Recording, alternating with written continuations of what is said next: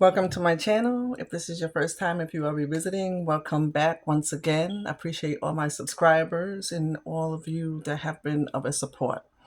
We're going to jump right in and get into the continuing of the story that I am telling about as far as with my life and abuse and injustice. So I wanted to state as well with the last video that I did have access as far as visiting my children, okay?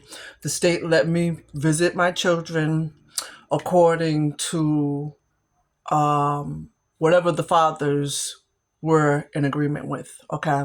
They let the fathers know because that's who they chose to place the children with at the time. So they were like, it's okay that I visit as long as it's supervised and everything due to the significance of what had basically taken place with my daughter when she was 7 months old. So I was taking one of my daughters to the mall one day and everything. I had no problem with as far as like communication with the children's fathers or any of that kind of type of stuff. They would let me see the children and everything like that, whatever. So there was no kind of complications as far as in that, with that aspect of things. So I was taking my daughter one time to the mall, and I had picked her up, and her father had gave me permission after I went by there. I was doing their hair. I was still active in their life, even though I did not have them every day with me. They were with, their fathers. Okay. So for like my oldest child was with the father, and basically I would go by there to the house to go see him and stuff like that. I didn't really have him with me like anywhere. Like I kind of like stayed out of the picture a little bit. Mentally, I wasn't really doing too well, emotionally because of the things that happened neither. So I just wanted to add that as well because of what this situation has caused a lot of trauma, mentally, emotionally, and all that kind of type of stuff. So anyways, the one day that I took my daughter, we was out at the mall and everything. And I don't know who it was that was out and about at that moment in time when they saw me with my daughter, take my daughter out, that I might have associated with, or might have called themselves a so-called friend, or if it was a family member or whomever that it might have been. But somebody went back and basically reported that I was with my daughter at the mall. And so when the caseworker had talked with the father and everything, had let him know, well, I could not be out with my children to go to the mall, stuff like that, anywhere.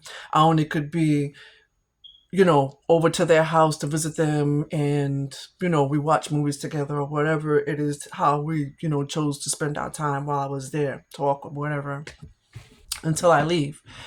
That was about as far as that would go, right?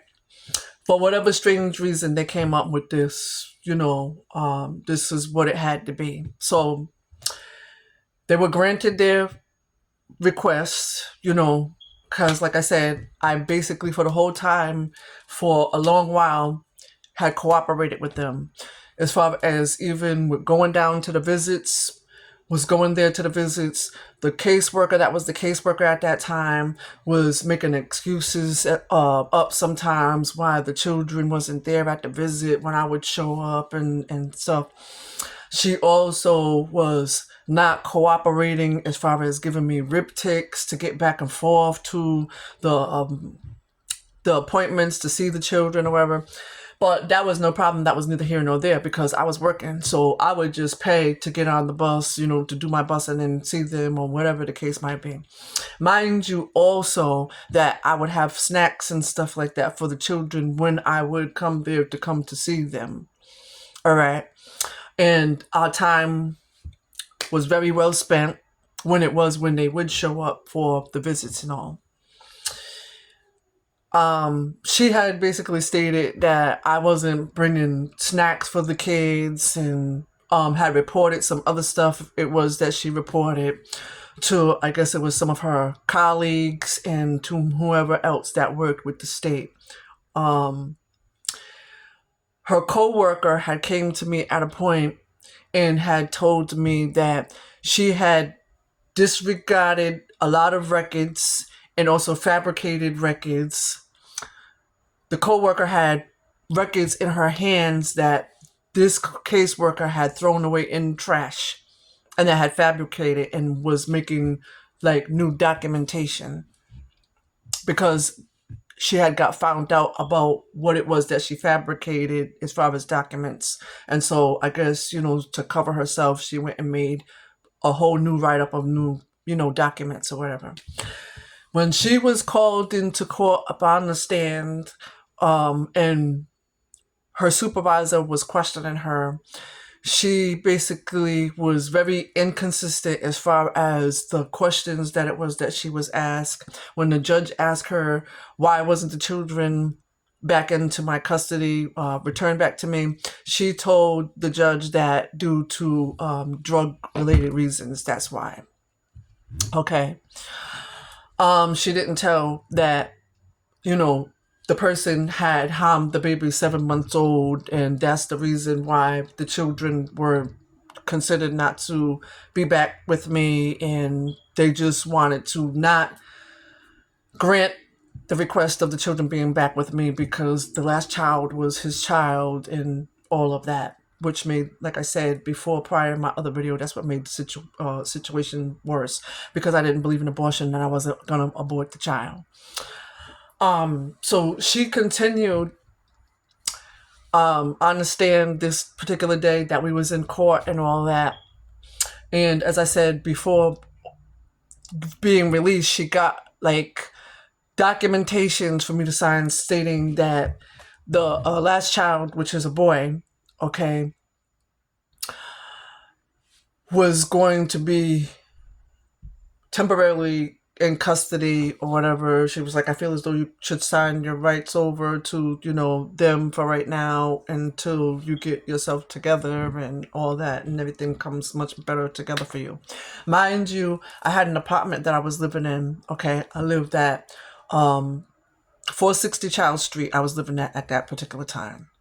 Okay, that's when I was going over to see my daughters and all that with the father, because the father lived not that far from me. Then also I was making an attempt to bus and see my other children whenever it was I could see them too as well. One was in Hartford with the dad from time to time from being with the brother that passed away, and he was the one I got custody of, my second son, Tyron.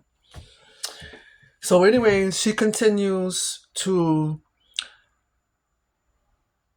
be behind the scenes and do all this stuff, and the child didn't come back into my custody, considering the fact that I did have a place of my own and all that. Still was doing the case plan. I was at the end of the case plan, really. I didn't have that much to really do because she said, oh, if you get your own place, then he can be back reunified with you. So I was like, okay, no problem. And I had place, apartment and lived in places prior as well. So that wasn't what an issue was for me. Okay, mind you, I'm going to state that as well because that's important to, bring up as well while I'm talking. So I continued to, under another worker. Okay, no, let me rewind a little bit. I'm sorry. So yeah, with the paperwork with the Jamaican couple, she got me to sign these documents saying it was for temporary custody care. It wasn't. She told them that it was up to them if they wanted me to see my son and be around him or not, and all this other stuff she told me. I was like, okay, I was complying, even though I was very heated and I did not like what she was stating to me. Okay, because I knew that she was not for the best interest on my behalf anyways about what anything as far as regards with the case, no matter what it was that she might have told me, as far as that she was for my best interest and all this other kind of type of stuff. She was not for my best interest, and she always made statements that were to discredit me from getting the children back as far as while working on the case plan and stuff like that. So anyway, so the paperwork was signed, like I said, and I was saying in the other video, the paperwork was signed. He went with them. I was continuing to communicate with him, with the foster parents and all that and everything. They were bringing him to me to come to see me.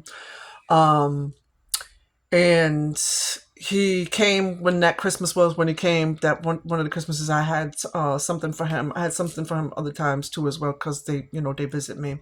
I would let them know when I talk to them, they come meet up with me and get the stuff for him from me.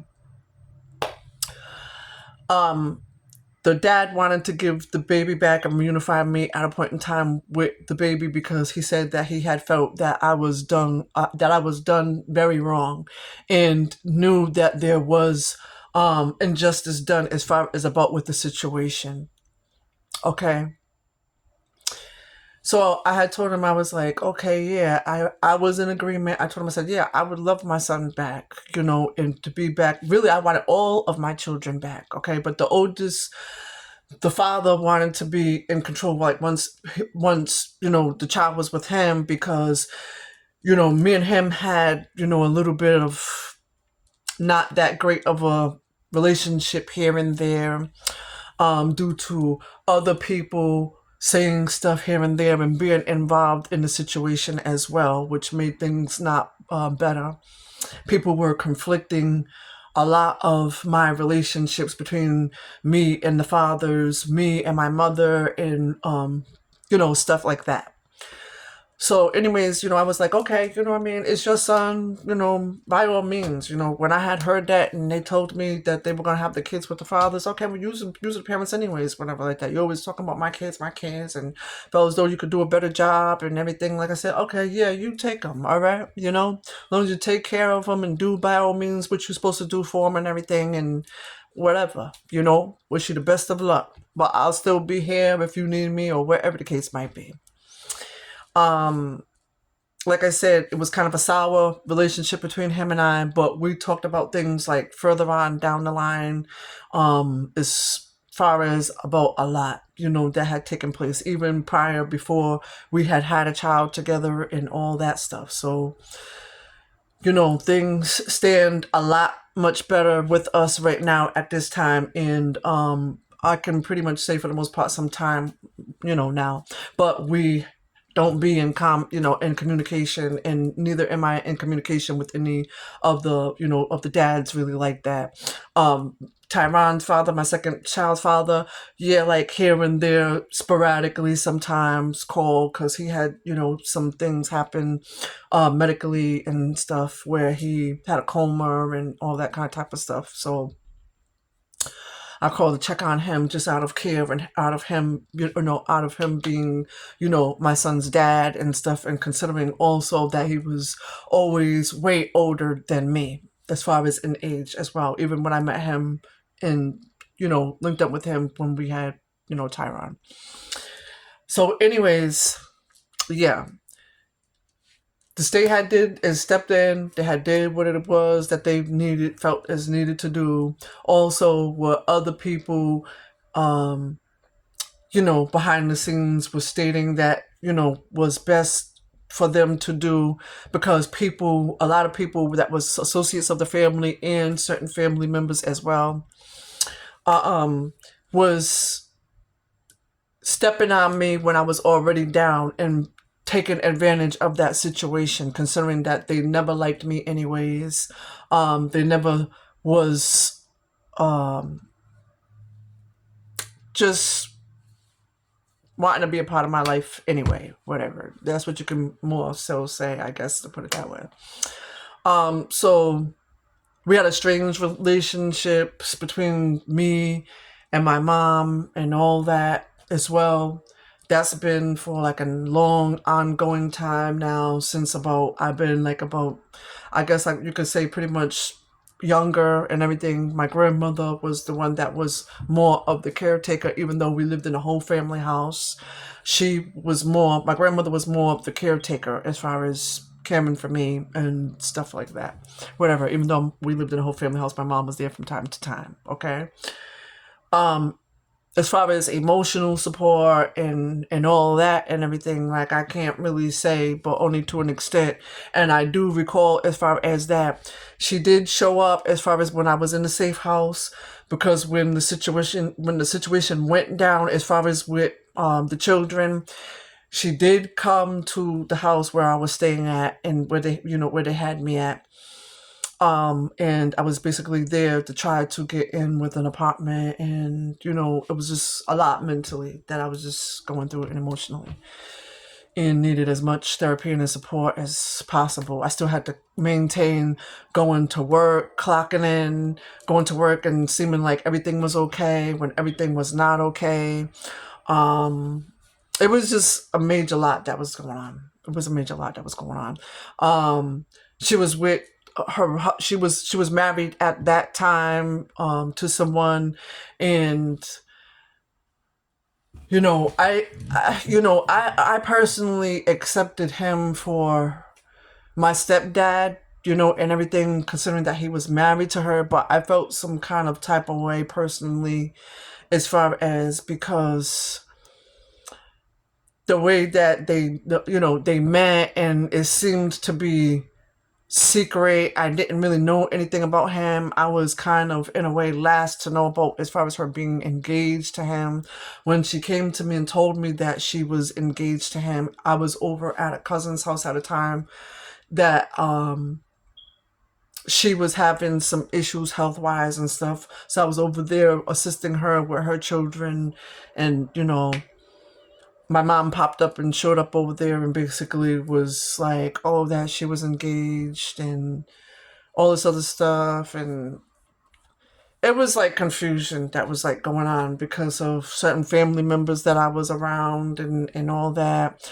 And then she felt as though that I should come by the house more to see my grandmother, which I was going over there and was showing up there when I could, be up over there, because of the space where I was at mentally and emotionally and everything. Nobody was really considered as far as my mental health, as far as what I was going through emotionally, about as far as with the situation, the children being removed, and none of that. There was just, everybody basically was just for their self and selfish. That's what it just plain boiled down to.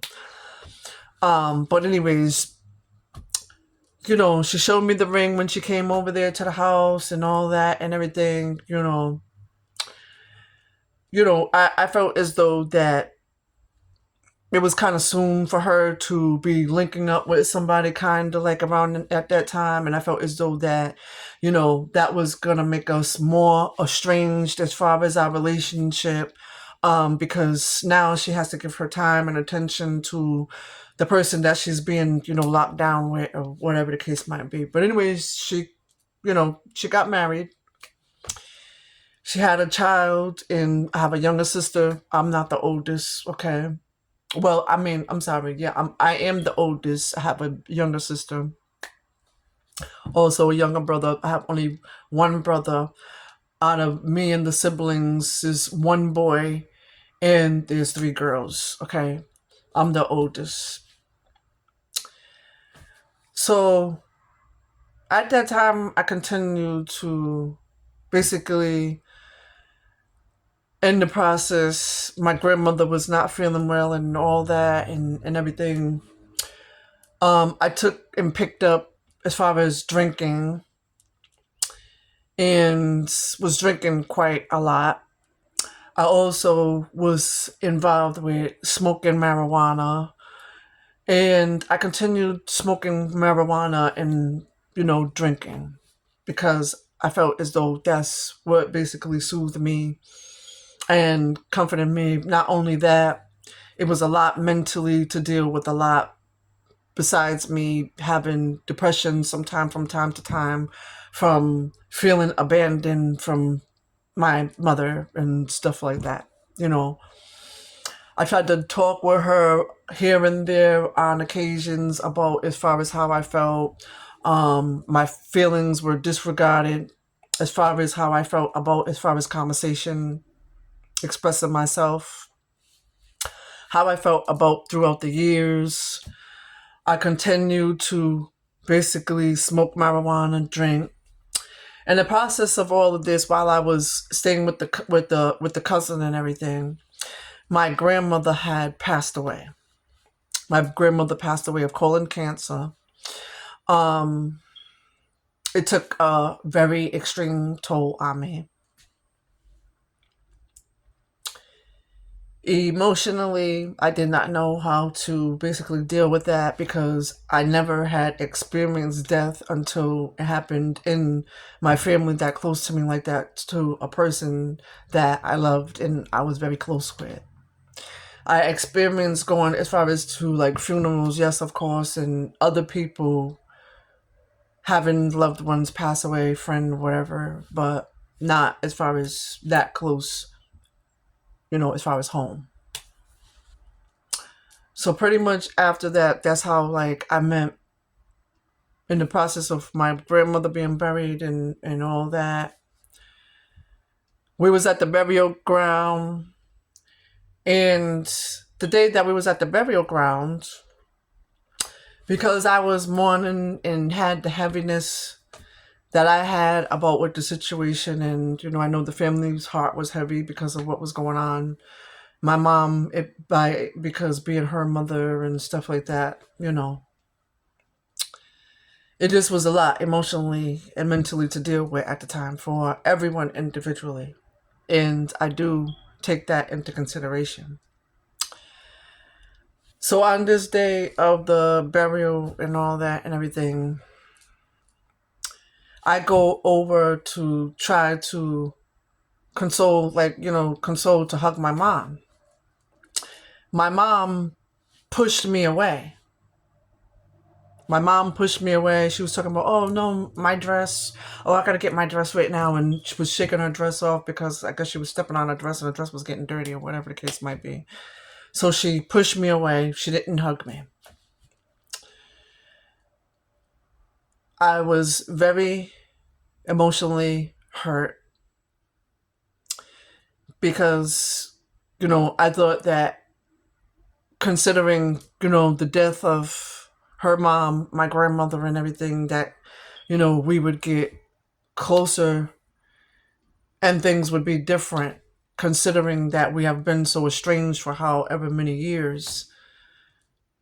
And, I felt as though that she would come around more and want to be even closer to me, considering that I don't know what the relationship was between, her and her mom or whatever the case might be. But I just figured that, like, in my mind, that, it would make things better and that she would come around even more because considering of what the situation was and basically what had happened. It did not. It made things worse. And then around the time when this situation happened with the baby, this individual who was the perpetrator had spoke some words, had words with my mom and everything, making situations worse than what was, basically. Knowing that he was the abuser, and conflicted the situation, whatever personal problems were that it was that he had, or whatever the case may have been with him mentally, emotionally, or whatever the case may have been. I feel as though that situation should have had been dealt with first of all talking to me or whatever about whatever the situation may have been, or whatever the stuff was that was on his mind that he needed to talk about. A therapist being involved, his sister being involved, or whomever else that may have been the ones that would, was the ones to be involved, should have been talked with. Okay. But anyways, we're going to fast forward. So the individual, while the children were not in my care, that whom was, the offender, right, of this situation, basically had went to my mom's house at a point in time and had busted out all of her windows. He was an associate of a person that stayed in the neighborhood. Okay, which I personally feel as though that's how information got back to him as far as her address where she lived or whatever. I don't know, or if she was, even because he was, as dangerous as he was and moved like how he did, may have had followed her to where, knowing to where it was where she lived or whatever the situation may have been. But anyways, her windows were busted out, right? So then I get a call and everything about with the situation, and I guess the cops were called to go over to the place where she was a resident at. And so I said, okay, what happened? Because she was all upset and everything. So then she tells me, oh, he came over here. He busted out my windows. She was like, that was meant for you. That wasn't meant for me. That was meant for you. This is your situation that's going on and everything. She was very highly upset about what had occurred because she said that my younger sister was, could have been sitting in the living room on the couch near the window where the windows were busted out and she could have had got hurt. But at the time that this happened, she was in the bathroom, I guess, doing her hair, or happened to be in another room, whatever it was. That's what I was told, right? She had them, them stainless windows. So they were windows that did cost a lot as far as with the damage that was done to them. She didn't speak to me as far as in regards about, oh, would you be willing to help me pay for the windows because they got damaged because of what happened or whatever the case might be. She continued to stay very highly upset with me and in a rage because this happened.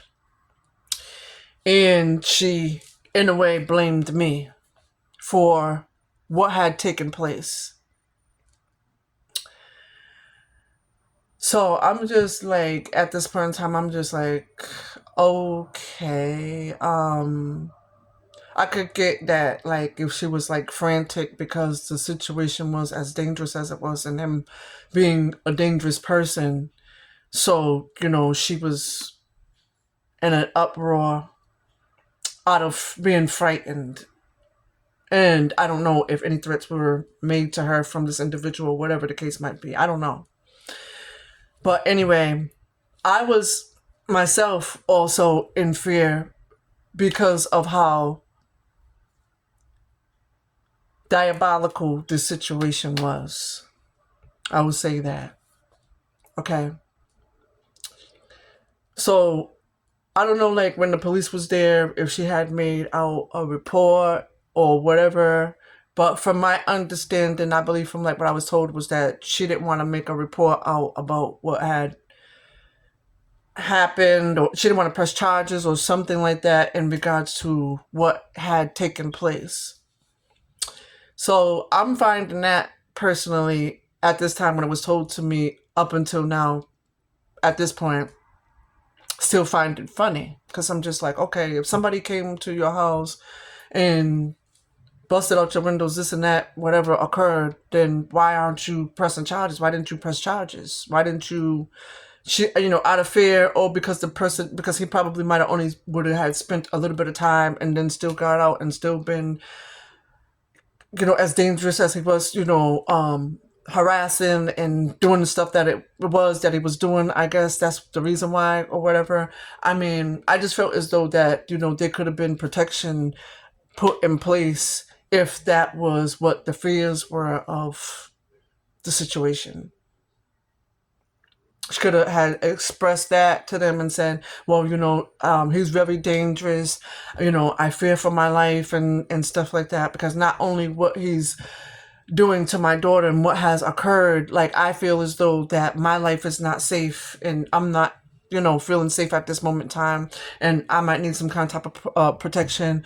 Could have got a restraining order or whatever the case might be. I don't know if she just like didn't feel as far as like what going to court back and forth and doing whatever it is that she needed to do. But that was what was needed to be done as far as in a situation like that. Whether I've been in fear a lot of times out of all the experiences that it is that I've been through with as far as like domestic violence and prior I had some situations go on as far as with my daughter's father. When I was with him, I had to call the cops in my house and whatever may have occurred as far as because, I've had my experiences being with trying to be in a relationship with people, right?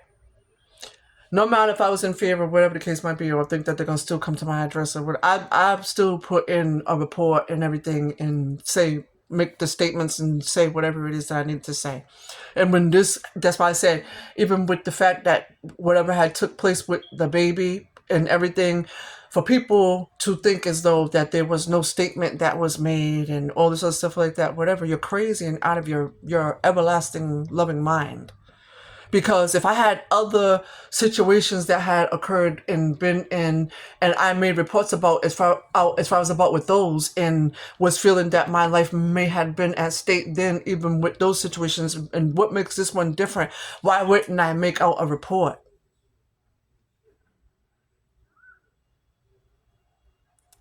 That to me seems to be like crazy. So, anyways, as I said, I don't know, like, if that's what she was feeling, that's why she didn't want to make the report out and move with the motion against him and or whatever the case may have been. Anyways, I still continued to stay living where I was living at in my apartment, even though this individual was living down the stairs with his sister and all that and everything.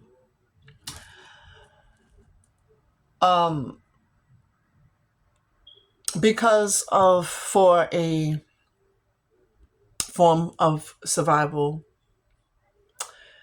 there were things that basically occurred out of fear. Okay. I had a child with him, you know, come to find out he was wanting to know what was going on with the child and all this other kind of type of stuff. So I tried to move accordingly because I had also been made threats, if I didn't move accordingly, that this would happen, that would happen, and all this other kind of type of stuff, right? That basically occurred with this situation as well. That, yes, I am going to state. Even though I was feeling in fear to make a statement saying and speaking about with this, I am going to, because it just is what it is. So, with that being said, around that time and everything, my godfather's nephew basically spotted us and seen us together, was like walking, and I think I had went to the store and was coming back from the store or something like that, whatever, and he had happened to see me, so we had been having previous conversation or something like that or whatever. I don't know. I don't like remember. I only remember like to an extent, like, right. And had basically asked me, if I needed assistance, and I guess wanted to be placed somewhere safe. He was able to assist if I did need assistance, and was able to talk to whoever he wanted to talk to and do whatever it was on his behalf that he felt he wanted to do, only because knowing that I was goddaughter of his uncle, who's a pastor, who I considered my godfather for a very extremely long time, since about like, I don't know, like maybe like 10, 11 years old or something like that, whatever, because he was a friend of the family of my grandmother. And we started out prayer in her home. And he had a church that was across the street. There was these Haitians that would have church across the street of a place that he got in, would have church. He started having church there. and shared the church with them. But he started out in my grandmother's home. They were having prayer with a couple of other people that was having prayer in the home as well, in Bible study and stuff like that. So considering that, and that, I kind of was like considered as family, you know, I guess he figured, let me say something and let her know that she has some support and that I'm willing to help her in whatever way. I had to basically turn down the help because it was a dangerous situation that day. And that's all that I'm going to say. This was a very extremely high profile, dangerous situation. I was not going to be willing to put him up involved in a situation where when he had children, I think, if I'm not mistaken, I'm not really positively sure if he had children or not, but he has his mother, he has sisters, he has brothers and stuff like that and everything. And so that's why I didn't feel that it was fair and wasn't really trying to put him or nor anybody else really involved in the situation like that.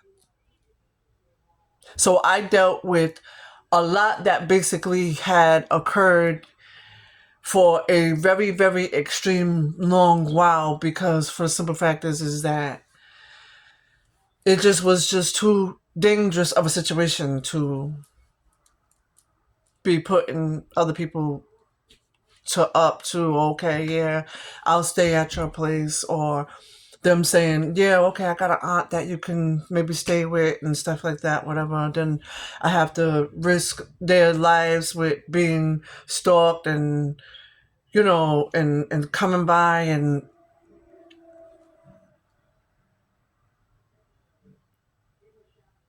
having to have to deal with, as because I had a very endangered situation, them having to have to be involved with too. So I just dealt with this for like a very extremely long time.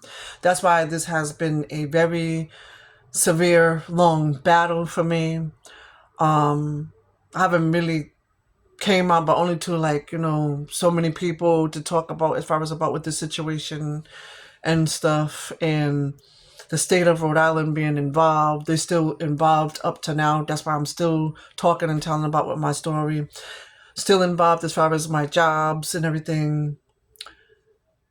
Abusing their authority. Have been collecting on my taxes. Have been collecting money weekly from the jobs that I've had besides collecting taxes. And they should be already way before now have been paid off. Oldest child is 33 years old. The youngest one turning 18 October the 27th.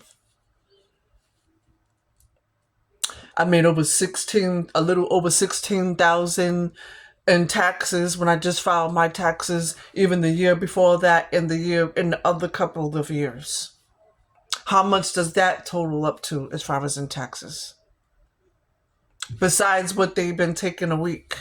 And even prior, besides the 4 years being with the company that I'm with now, even prior, the other jobs that I've had, when they've been taken from those jobs a week and taking the taxes. So this has been a very long, weary journey for me. And I just want to just put everything public, and I'm tired of just carrying the weight of everything on my shoulders and being silenced and not being able to talk about it. It's just too much for me. It's a stress. It's triggering for my seizure symptoms, my stroke-like symptoms. I have a ulcer due to the effects of the trauma and the stuff that it is that I've been through as well. These people have been collecting money from 2012 when I had a child back in the care, in my care, all the way up until now. I speak with the caseworker as of a couple of weeks ago, and then even prior, that was on before month before last. He told me that they had still been collecting money from me. Like, when is enough going to be enough? about as far as with this situation. Like, I want this situation to be resolved and I want it to be finished. I want people to be up out of my life and leave me alone. I turned 51 years old. January the 21st, 1975, I was born. January 21st was my birthday. I just missed the birthday not too long ago. These people are still up in behind the scenes doing illegal stuff, taking their part of the agreement, whatever they said it was, what we agreed upon, and then some, taking taxes, taking extra money week to week, besides what they're supposed to take. They didn't report as far as whoever the person was that was the caseworker didn't report that my second son that I had custody back of, that his brother had passed away, was deceased at whatever point that it was, because of the health conditions that it was that he had.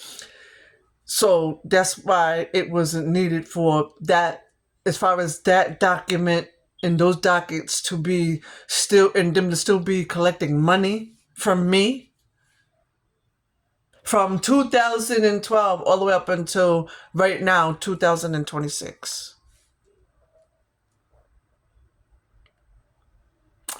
I want this to be closed out as far as all parties that are involved.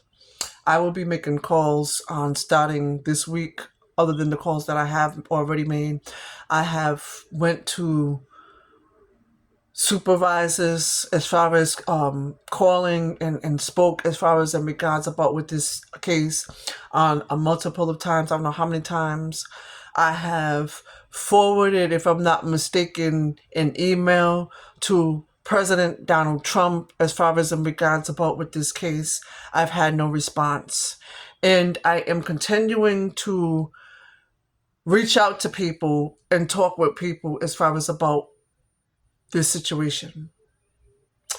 When I was needing documents as well forwarded to me that I needed, I was denied documents that was needed to be forwarded to me. I just sent out again, whenever that it was, for documents to be released to me from the Children's Hasbro Hospital, from when my daughter was in the Children's Hasbro Hospital, because I was not allowed and I was blocked by the caseworker, who was Shannon DeCesare at the time. From I couldn't get the documents for whatever the reason was. Only she knows that, and why she stated the stuff that it was that she stated, and was behind the scenes conducting and doing the most.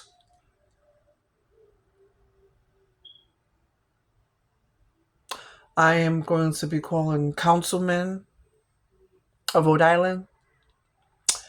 I have made Channel 12 News aware of this situation, and I will be getting back in touch with them.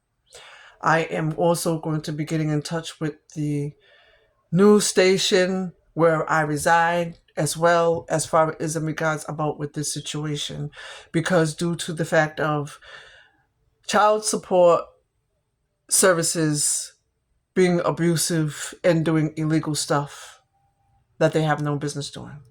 They owe me over $325,000 as far as what I calculate, because of all the taxes that they have collected from year to year.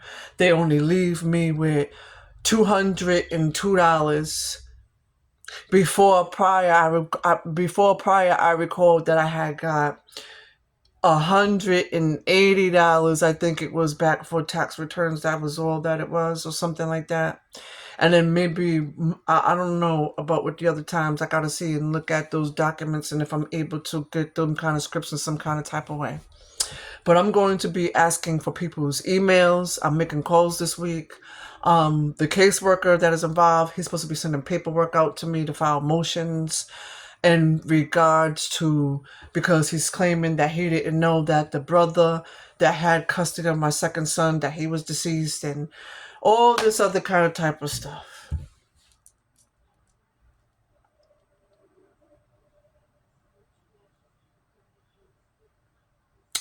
This has been a very, very draining, concerning situation. And I want those that are lawyers, if you're interested in taking this case, please to consider helping me in some kind of type of way.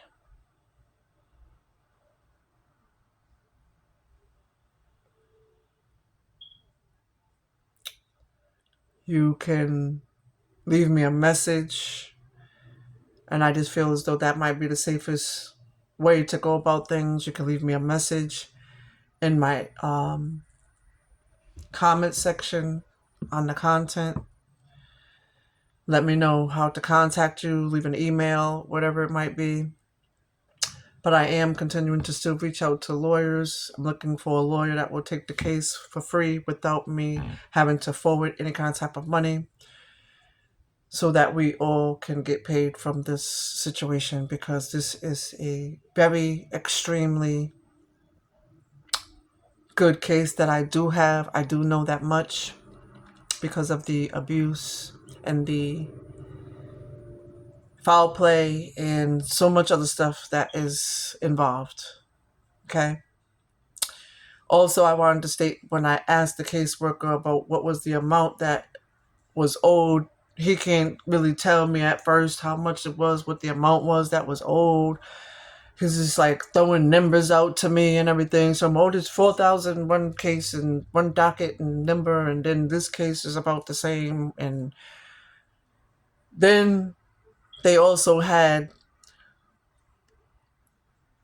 the person that conducted the abuse to the 7-month-old baby at the time was my daughter. Him being the father of the last child. They had him listed for, as a custodial parent, child support did, to receive payments for child support.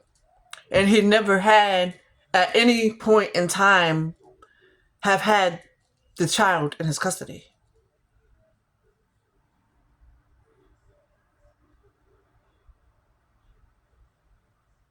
I called back to talk with the caseworker and everything.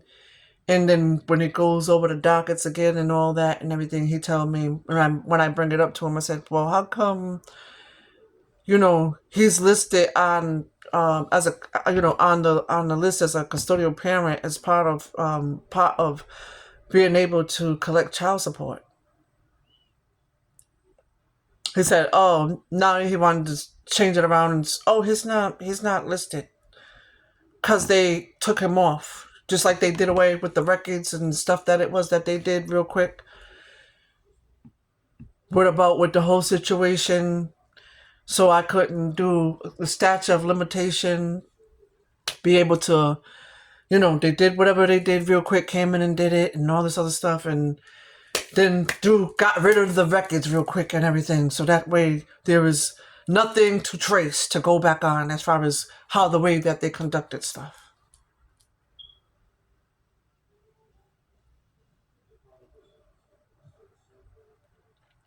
I'm going to be finding out who the judges that's taken the case as far as about with these child support matters.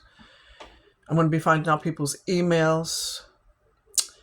I continue to call the court. I have left messages time after time again. Nobody gets in contact back with me. Left messages for the caseworker. When was that? Day before yesterday. Then even prior, I left a message for him. Besides the last time that I spoke with him. When was that? I don't know, was that last week or week before last or something? I got to keep calling them to talk with them and stuff like that, whatever. Also, I called the court looking for a docket number of the cases or case, whatever. Well, I guess you could say cases, because there was 5 children that was involved in part of the case. The neglect case that they had on me, that they put on me, neglect, whatever, and all this stuff, right? I called to get a case number and case numbers or whatever. They tell me, the clerk who answered at the time There is nothing found. There is no, she tells me there's no record, there's no records found. How is there no record or no or any records found when you are collecting child support from me, and you've been collecting child support from me for however long that it is that you've been collecting child support from me?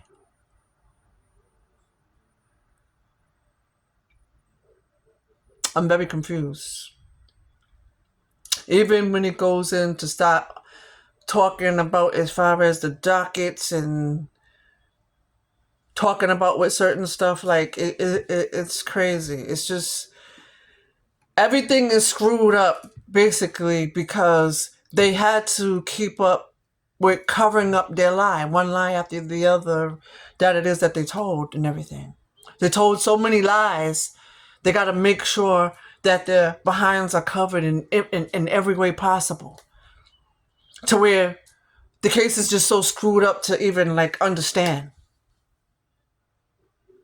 because of the conduction of things. That's why it's a big confusion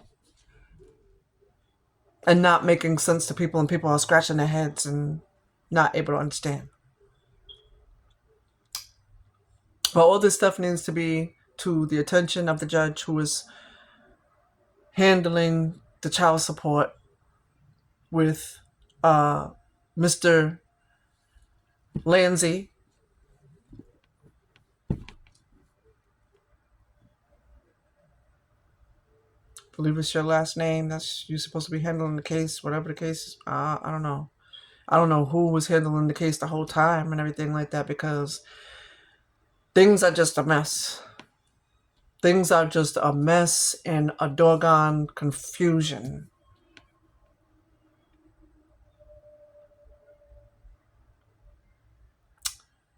Justice for Rhonda Roberts and her family.